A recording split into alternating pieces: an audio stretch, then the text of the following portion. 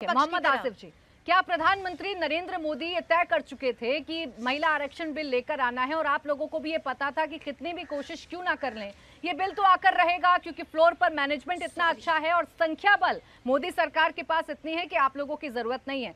यही वजह है कि आप भी उनके साथ आकर खड़े हो गए कि चलिए साथ दे देते हैं, सवाल तो हम उठाते ही रहेंगे पीछे से। कांग्रेस पार्टी शुरू से ही महिला बिल के फेवर में थी और तमाम हिंदुस्तान के लोग महिलाओं के लिए बिल लाना चाहते थे, अकेली भाजपा नहीं। अगर भाजपा ही महिलाओं को सम्मान करती तो ये दिन देखना नहीं पड़ता। जिस तरीके से कुछ दिन पहले हमने हालात देखे और महिलाओं को लेकर ही भाजपा की नीति देखी, कोई भी महिला सांसद मंत्री महिलाओं को हक में बोलने के लिए खड़ी नहीं हुई।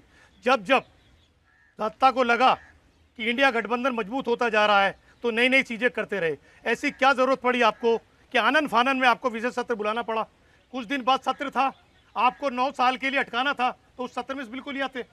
आपने सिर्फ अपने लिए माहौल बनाने के लिए इस बिल को लेके आए और बिल को लाने के बाद में आपने कहा पहले जनगणना होगी उसके बाद ये बिल आएगा। ये गारंटी नहीं दी आपने कि 9 साल बाद भी आएगा या नहीं आएगा। अरे मोदी ने गारंटी ली है, मोदी जी की गारंटी की, एक मिनट चारू जी, मोदी जी की गारंटी की तारीफ करूंगा। उन्होंने 14 में कहा था मैं 2 को रोजगार दूंगा, मैं 15 लाख बैंक खातों में दूंगा। एक मिनट सुनिए, जब मैं वही कह रहा हूँ दिएगा तो रिकॉर्ड दे दीजिएगा। मैं 15 लाख रुपए खातों में दूंगा, मैं किसाई की आय दुगनी करूंगा 2022 तक। आप बता दीजिए।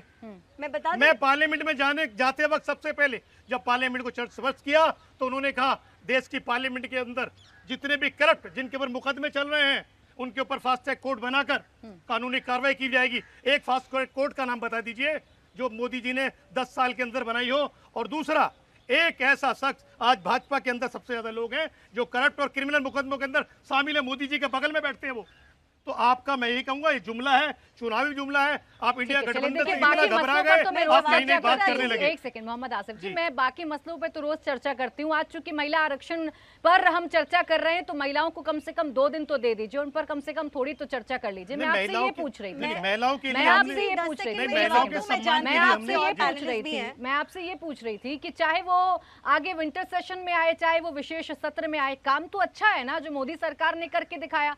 आपको तो खुश होकर साथ देना चाहिए ना। साथ भी दे रहे हैं लेकिन शर्तों के साथ। ये तो वो बात रही कि मोहब्बत भी करेंगे लेकिन चेहरा देखने से बिल्कुल इनकार हो गए थे जिस दिन महिलाओं को नगर पालिका पंचायत में 50% आरक्षण मिला और महिलाओं को ओबीसी को उसके अंदर शामिल किया गया। आज आपने ओबीसी को बाहर कर दिया।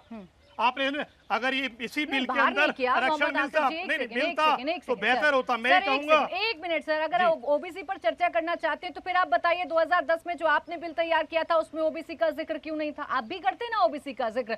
ऐसा तो नहीं है कि ओबीसी अभी पहली बार कास्ट जुड़ी है हमारे देश में, पहले से ओबीसी समाज है। मैं उसकी मिसाल दूंगा ना आपको। राज्यसभा के अंदर 93 एमपी है भाजपा के। आप ये बता दिए दलितों के लिए आरक्षण नहीं है। कितने दलित एमपी है भाजपा के राज्यसभा के अंदर? इसीलिए आरक्षण की जरूरत है। आरक्षण होगा तो अपनी नुमाइंदगी करेगा पार्लियामेंट में जाके, विधानसभा नहीं होगा नहीं कर पाएगा।